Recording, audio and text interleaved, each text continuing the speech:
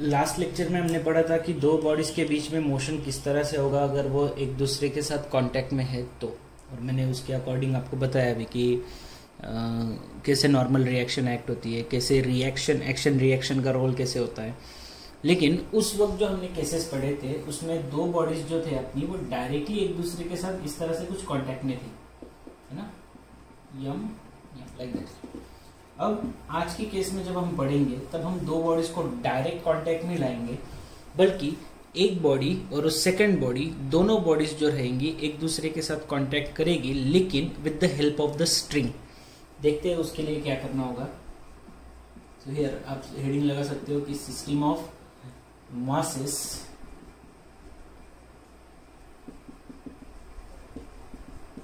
Tide by string.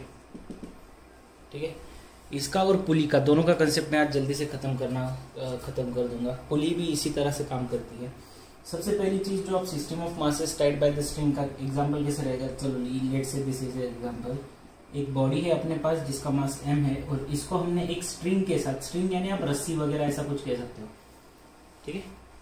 ये अपना block है m, इसको हमने एक स्ट्रिंग के साथ, रस्सी के साथ और एक ब्लॉक के साथ अटैच करके रखा हुआ है, जिस ब्लॉक का मास कितना है समझो m1, और इस m1 ब्लॉक पे हम फोर्स लगा रहे हैं।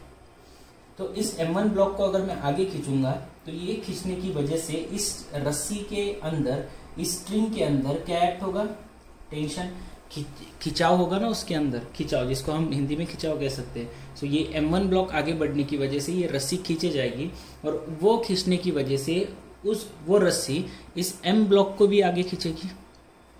ठीक है, तो सबसे पहली चीज ये कि जब हम स्ट्रिंग की बात कर रहे हैं तो दोनों के उस स्ट्रिंग के अंदर जब हम फोर्स अप्लाई होता है उस स्ट्रिंग पे तो उसके अंदर क्या एक्ट होता है, टेंशन। दूसरी इंपॉर्टेंट चीज, जो टेंशन होता है वो हमेशा बॉडी से दूर जाता है। ये अगर m1 बॉडी थी तो इससे देखो टेंशन कैसे जा रहा है, दूर। ये m1 था तो इससे टेंशन कैसे आ रहा है, दूर, है ना। सो सबसे इंपॉर्टेंट पॉइंट ये याद रखना कि tension acting on a body is always act away from the point.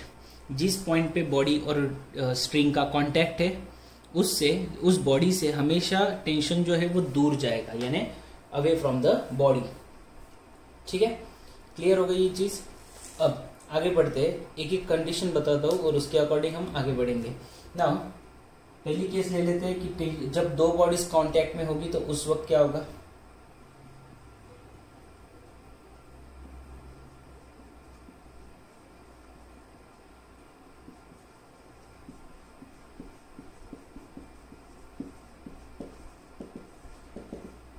Motion of two bodies in contact. अगर दो बॉडीज कांटेक्ट में है एक दूसरे के साथ तो उस केस में मोशन किस तरह से होगा। देखो हमने डायरेक्ट कांटेक्ट वाले कंडीशन पढ़े थे, अब हम दो बॉडीज को कनेक्ट कर रहे हैं with the help of the string.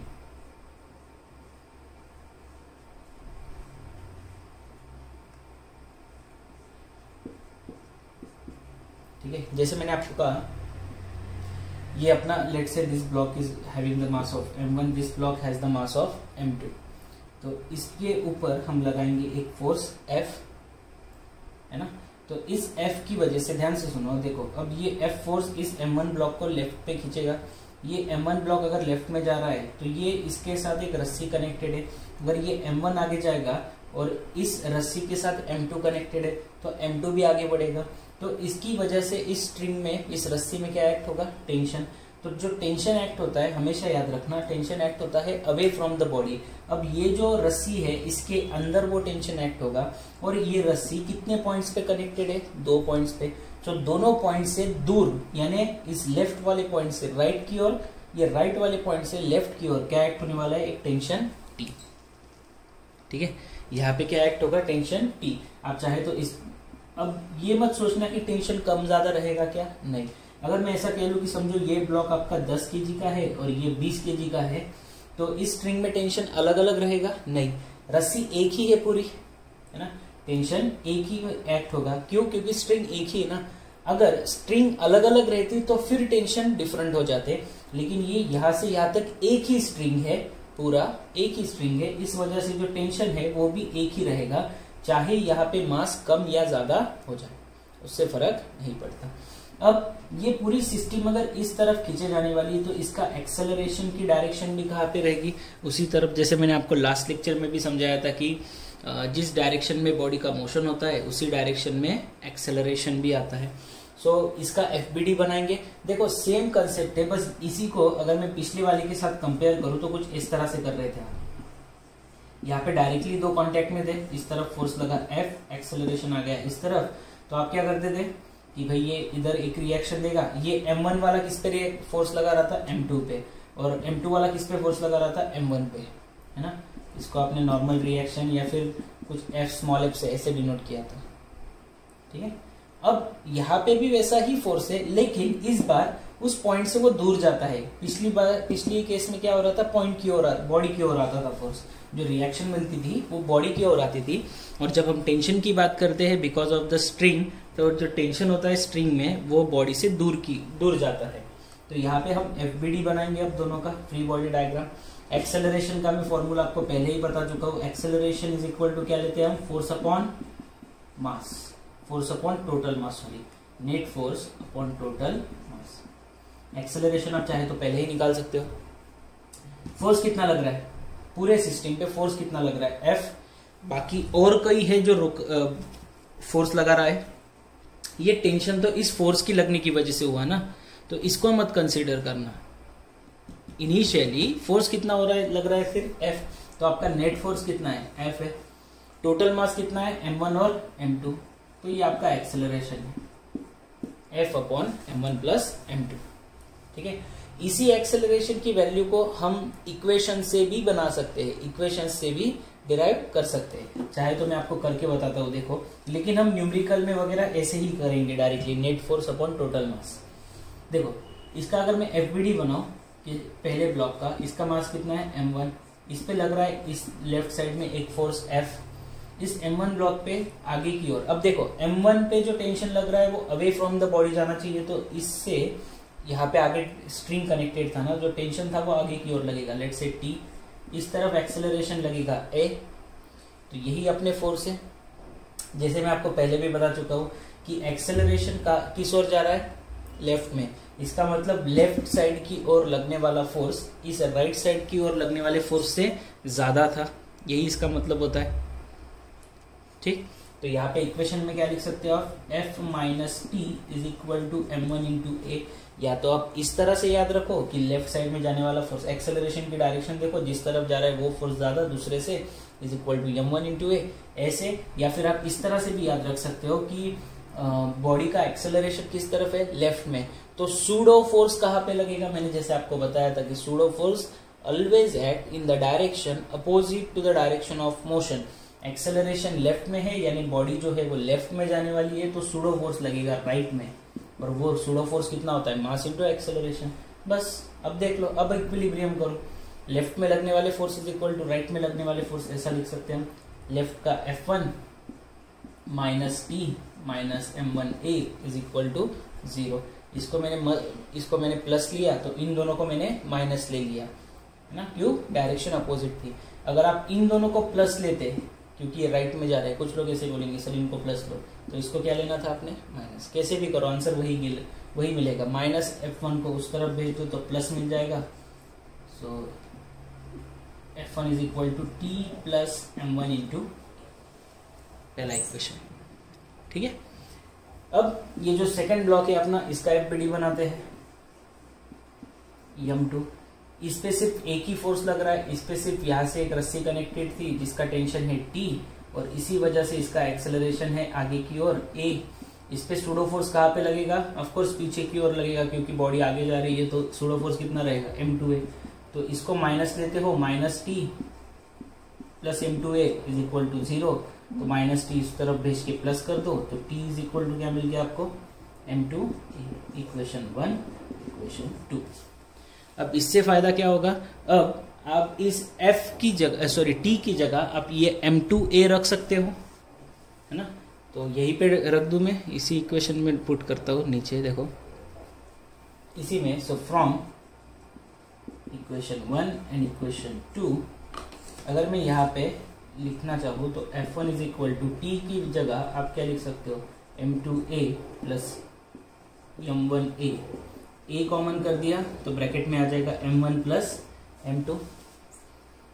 सही है, a कॉमन कर दिया दोनों में से तो ब्रैकेट में आ गया m1 प्लस m2। क्या निकालना था आपको?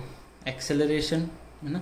तो a इज इक्वल टू क्या हो जाएगा? m1 m2 मल्टीप्लीकेशन में इस तरफ आके divide, so acceleration is equal to f upon m1 plus m2।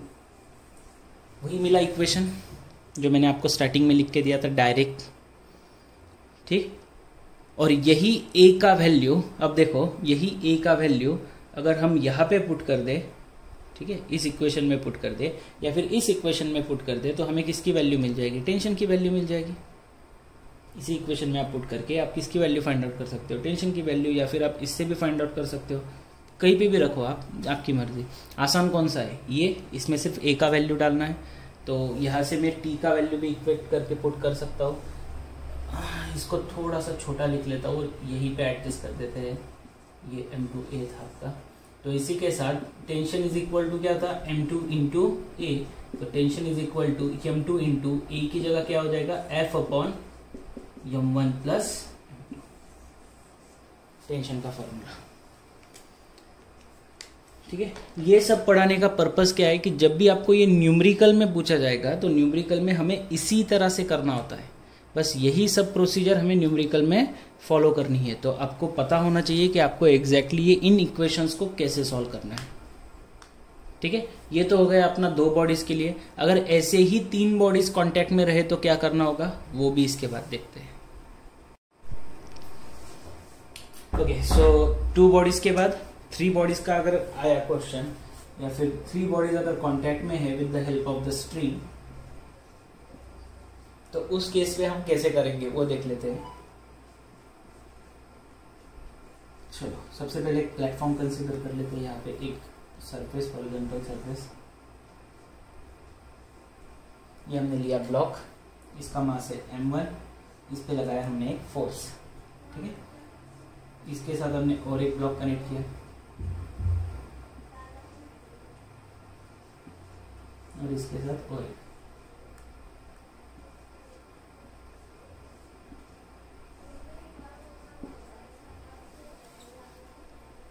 m1 m2 m3 ऐसे 3 ब्लॉक, ठीक है। इस पे लगा हमने एक फोर्स, इस पे लगा एक एक्सेलरेशन, ठीक। अब 2 स्ट्रिंग है ना 2 ब्लॉक्स के बीच में। देखो पहली जो स्ट्रिंग है वो m1 से m2 तक ही है और दूसरी जो स्ट्रिंग है m2 और m3 के बीच में है। तो अब इस केस में दोनों स्ट्रिंग पे जो टेंशन एक्ट होंगे वो डिफरेंट रहेंगे। तो हमने कंसिडर कर लिया कि पहले स्ट्रिंग के बीच में, पहले स्ट्रिंग पे जो टेंशन लग रही है वो T1 T1 है और दूसरे स्ट्रिंग में जो टेंशन लग रही है वो T2 T2 है, ठीक। और यहाँ पे अब यहाँ पे हमने जो सरफेस कंसीडर किया उस पे हमने तीनों ब्लॉक्स का अरेंजमेंट, यहाँ पे लगा फोर्स। क्या करोगे अब डायरेक्टली एक्सेलरेशन कैसे निकालेंगे? Net force divide by total mass. ये आसान तरीका है काफी, वो इक्वेशंस के साथ खेलने से। फोर्स कितना लग रहा है भाई? एक ही फोर्स लग रहा है F, बाकी कुछ है ही नहीं। अब देखो जो अप्लाइड फोर्स है, ये भी एक बात समझ लो, जो अप्लाइड फोर्स है वो हॉरिजॉन्टल है, तो इसमें वर्टिकल फोर्सेस अगर रहे भी तो उसका कोई रोल नहीं रहेगा।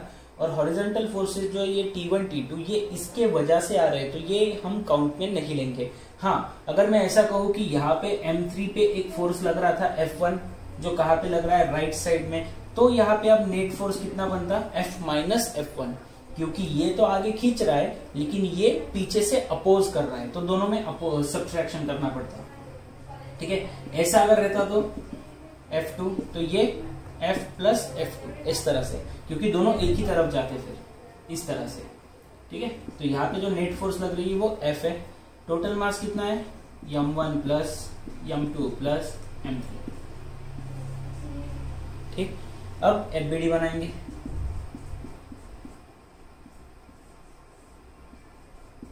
इस तरफ लग रहा है m1 पे force F1, acceleration of course इस तरफ है। यहाँ पे टेंशन जो है इसके साथ वो आगे की ओर जाएगा, यहाँ पे T1, ठीक। अब इसका FBD बन चुका है तो इक्वेशन लिख लो। जैसे मैंने कहा था कि सूडो फोर्स कहाँ पे लगेगा? एक्सेलरेशन लेफ्ट में जा रहा है तो सूडो फोर्स राइट में जाएगा, m1 है, तो क्या रहेगा? F1 अगर माइनस लेते हो आप तो इन दोनों को प्लस ले लो, T1 plus M1A equal to 0, minus वाली वैल्यू उस तरफ भेज देंगे तो F1 इज इक्वल टू क्या होगा, T1 प्लस M1। पहली इक्वेशन इक्वेशन 1 नाम दे देते, ब्रैकेट नहीं करते इसे, इक्वेशन 1। इसे अब 3 इक्वेशंस बनेगी ना इस बार, क्योंकि 3 बॉडीज है हमारे पास। तो M1 का तो हो गया, इस तरफ आ जाओ, M2 और M3 का कर लेते हैं, ऊपर से स्टार्ट करेंगे। यस,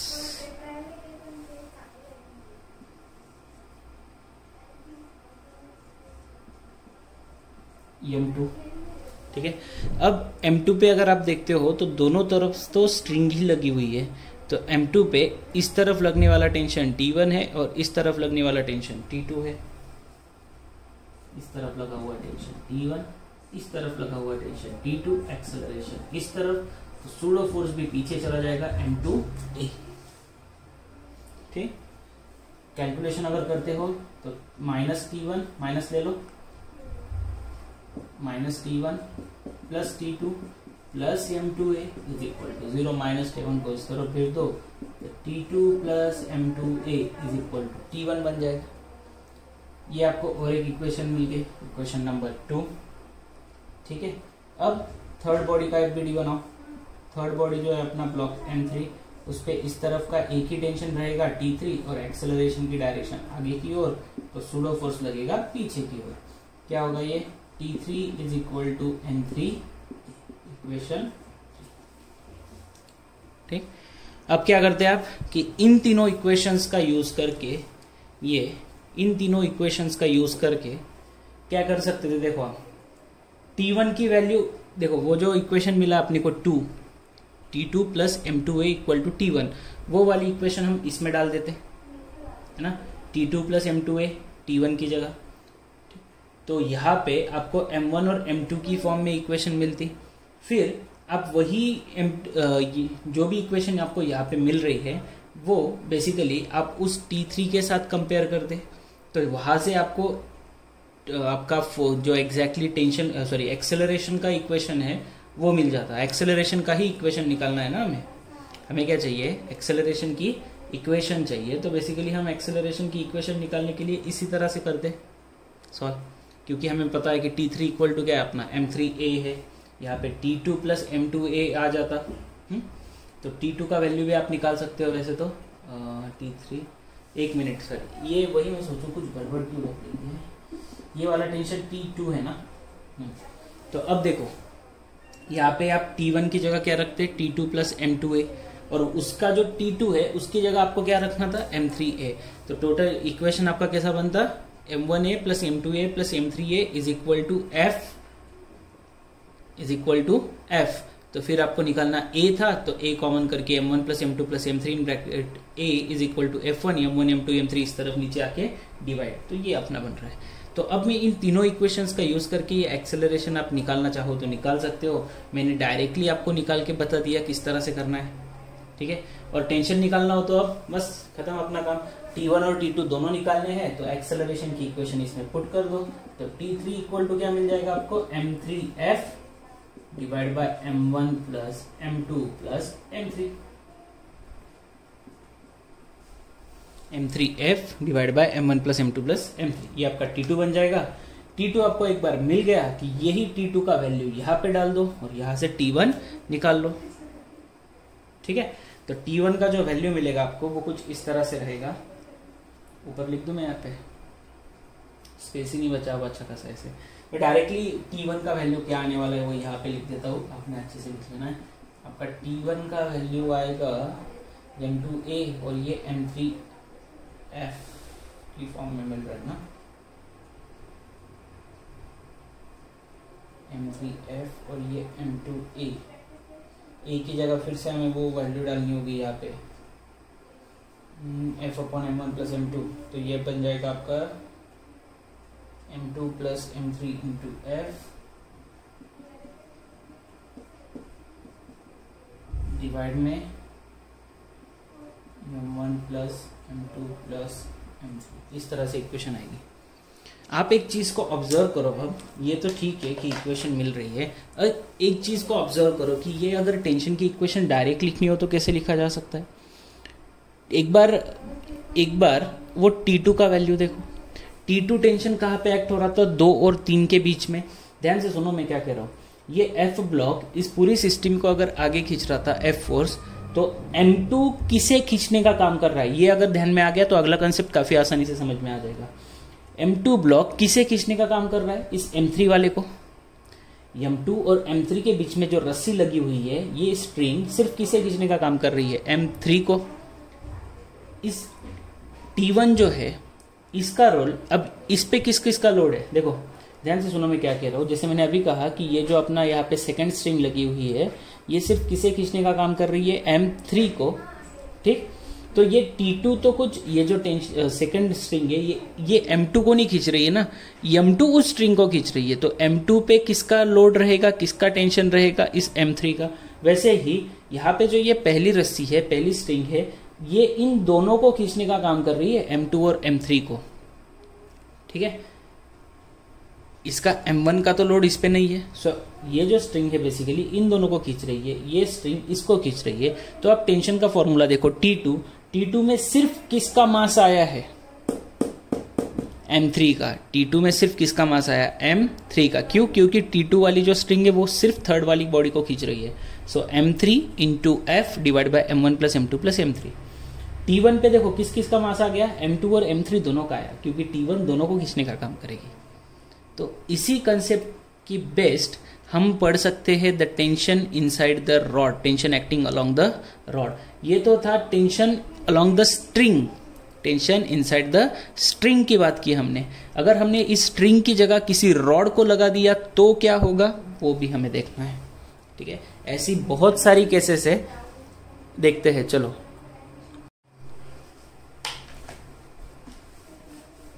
अब जब हम बात कर रहे हैं रॉड की, तो रॉड में कैसा होता है कि रॉड एक पूरा क्या कहते हैं, सॉलिड सब्सटेंस है ना, हॉलो वगैरह नहीं होता है। तो पूरा सॉलिड सब्सटेंस अगर है तो उसका खुद का भी कुछ मास होता है, भैया नहीं, खुद का कुछ मास होता है। देखते हैं, देखो रॉड की केसेस को किस तरह से हैंडल करना है। तो आप हेडिंग लगा सकते हो the tension in a rod.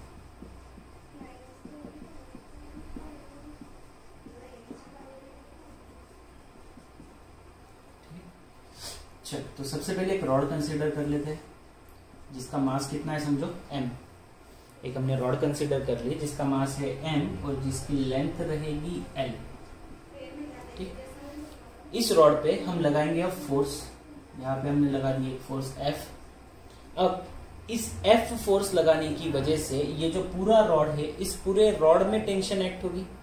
अगर आप किसी चीज को खींचते हो, किसी चीज को छोड़ो, अगर आपका हाथ अगर कोई खींच रहा है तो आपको पूरे हाथ में खिंचाव महसूस होता है ना। वैसे ही एक पूरा रॉड है, इस पे अगर आप फोर्स लगाते हो तो इसकी पूरे रॉड में यहाँ पे क्या होगा, आपको खिंचाव, मतलब यहाँ पे टेंशन एक्ट होगा।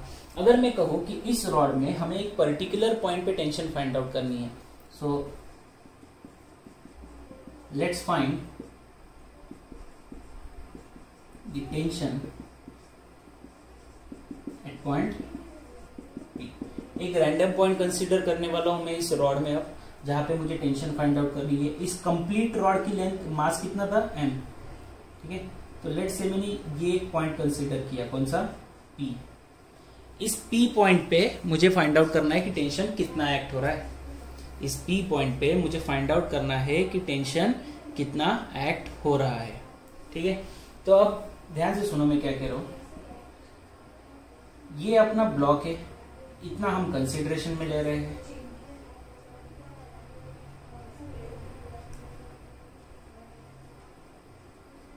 ये इतना जो है, ये इतना हमने कंसीडरेशन में लिया। अब इतना जो ब्लॉक है, इस पे हम अगर फोर्स लगा रहे हैं, समझो इस तरफ से हमने कितना फोर्स लगाया? F। अब इस रॉड की कुछ लेंथ कंसीडर कर लेते हैं कि लेट, इसकी लेंथ कितनी है? स्मॉल है। Let's find the tension at point P। Let L be the length, small L length consider कर लेते हैं। चलो इसको कुछ नाम दे देते हैं, A B और ये बीच का पॉइंट P था अपना। Let L be the length of P से लेके B तक। ये P से लेके B तक जो रॉड है उसकी लेंथ मैंने कंसीडर कर ली स्मॉल l। A से लेके B तक जो लेंथ थी वो थी कैपिटल L। इस पे लगा फोर्स। P पॉइंट तक कितना टेंशन एक्ट हो रहा है मैं वो फाइंड आउट करने की कोशिश कर रहा हूँ। तो ये अपना रॉड का लेंथ है स्मॉल l। इस तरफ है आपका पॉइंट एक P। ठीक है, अब इस पॉइंट पे क्या लगेगा भाई, टेंशन तो लगने ही वाली है। क्या बताया मैंने अभी तक, मैंने आपको क्या बताया कि जो टेंशन होती है टेंशन ही लगेगी ना। अगर कोई बॉडी आगे खींचे जा रही है तो टेंशन लगती ही है। जैसे अभी स्ट्रिंग की बात की थी हमने, अगर मैं यही पे जगह पे आपको अगर स्ट्रिंग लगा देता तो आप क्या कहते कि भाई टेंशन लगेगी। और टेंशन हमेशा कैसी लगती है, पॉइंट से दूर। टेंशन हमेशा कैसी लगती है, पॉइंट से दूर, अवे फ्रॉम द पॉइंट। ठीक है, तो इस P पॉइंट से, ये जो आपका P पॉइंट है यहां से दूर इस तरफ टेंशन लग रही है P। ठीक, तो इस पे लगने वाला फोर्स F, इस पे लगने वाली टेंशन T। इसकी लेंथ कितनी कंसीडर करनी है आपने, L। अब ये बताओ कि ये पूरा ब्लॉक कहां पे जाएगा। ये टेंशन किसके वजह से है, this tension is coming because of this force F। This tension has came because of this force F। तो F की वजह से हो रहा है। पहले अगर मैं आपको यहाँ पे पूछता तो ये ब्लॉक कहाँ पे जा रहा था अपना, आगे की ओर। क्यों, क्योंकि पूरे रॉड पे सिर्फ एक ही फोर्स लग रही थी F, और उस फोर्स की वजह से पूरी रॉड आगे जाती। तो उस रॉड की वजह से यहाँ पे टेंशन अगर आई भी है तो ये पूरा रॉड कहाँ पे जाने वाला है, आगे जाने वाला है इस तरह से। तो उसकी एक्सेलरेशन की डायरेक्शन आपको कंफर्म हो गई। अब अगर ये एक्सेलरेशन की डायरेक्शन रहेगी, अब इसका आप FBD बना चुके हो तो इक्विलिब्रियम वाली कंडीशन आप अप्लाई कर सकते हो। ये आपका पूरा रॉड कंसिडरेशन का है। तो आगे की ओर जा रहा है तो सूडो फोर्स कहाँ पे लगेगा, पीछे की ओर। सूडो फोर्स कितना लगेगा, अब देखो ये बढ़िया चीज है यहाँ पे, सूडो फोर्स कितना लगेगा। तो सूडो फोर्स क्या होता है, मास इनटू एक्सेलरेशन। तो मास कितना कंसीडर करोगे, कैपिटल M? नहीं, क्यों, क्योंकि कैपिटल M जो मास था वो पूरे रॉड का था, और हमें सिर्फ कितना रॉड चाहिए, ये इतना ही कंसीडर किया है ना हमने। तो यहाँ पे और एक मैं 2-3 चीजें ऊपर ही ऐड कर देता हूँ यहाँ पे। चलो अच्छे से लिख लेते हैं एक बार।